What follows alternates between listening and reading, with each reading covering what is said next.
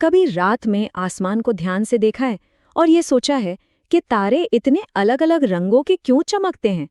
कोई चमकीला नीला दिखता है तो कोई हमारे सूरज जैसा पीला और कुछ तो गहरे लाल रंग के होते हैं। आखिर इस कॉस्मिक लाइट शो के पीछे का राज क्या है?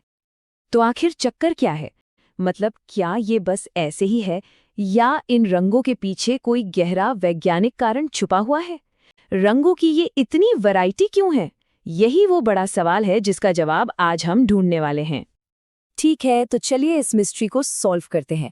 इसका जवाब सरप्राइजिंगली बहुत ही सिंपल है, लेकिन हाँ, ये हमें यूनिवर्स के बारे में काफी कुछ सिखा देता है।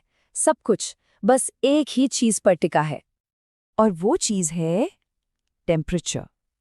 जी हाँ, तापमान। बस इतनी सी बात है। ओप तारे का रंग सीधा सीधा ये बताता है कि उसकी सतह कितनी गर्म है। अब ये काम कैसे करता है ये समझना बड़ा इंटरेस्टिंग है। सोचिए कि एक तारा एक परफेक्ट रेडिएटर जैसा है, मतलब वो सारी एनर्जी अब्जॉर्ब करता है और फिर उसे लाइट के रूप में वापस स्पेस में रेडिएट कर देता है। अब जो रंग हमें दिखता है ना, वो इस बात पे डिपेंड करता है कि कौन सी वेवलेंथ यानी तरंग दैर्ध्य सबसे ज्यादा पावरफुल है। जो तारे बहुत गर्म होते हैं वो छोटी वेवलेंथ वाली नीली रोशनी फेंकते हैं, और जो ठंडे होते हैं वो लंबी वेवलेंथ वाली लाल रोशनी। तो टेम्परेचर और रंग का ये जो कनेक्शन है ना, ये एक तरह का कॉस्मिक रेनबो बनाता है। एस्ट्रोनॉमर्स इसे स्टेलर स्पेक्ट्रम कहते हैं। चलिए देखते हैं कि ये बटा हुआ कैसे है। ये टेबल देखिए, इससे पूरा कॉन्सेप्ट एकदम क्रिस्टल क्लियर हो जाएगा। सबसे ऊपर स्पेक्ट्रम के सबसे हॉट एंड पर हैं नीले तारे। इनका टेम्परेचर बाप रे 10,000 केल्विन से भी ज्यादा होता है, जैसे कि राइजल और स्पाइका। फिर थोड़ा नीचे आएं तो सफ़ेद और पीले तारे मिलते हैं, जैसे अपना सूरज।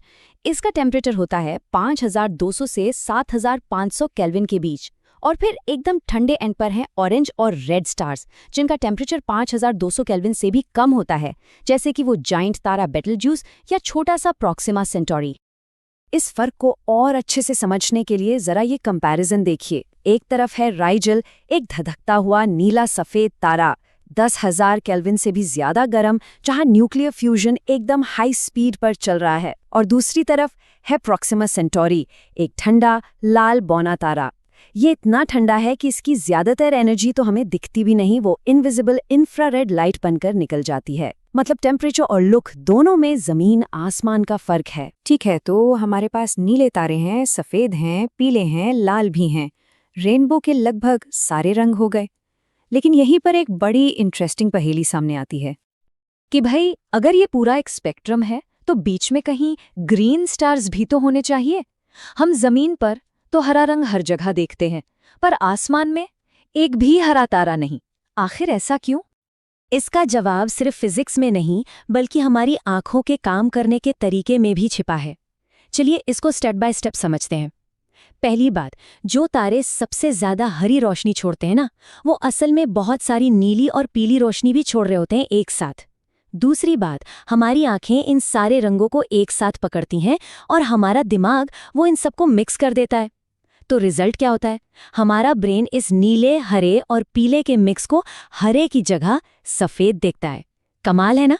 इसीलिए तो हमारा सूर्य, जो असल में ग्रीन लाइट के आसपास सबसे ज्यादा चमकता है, हमें सफेद या हल्का सा पीला दिखता है।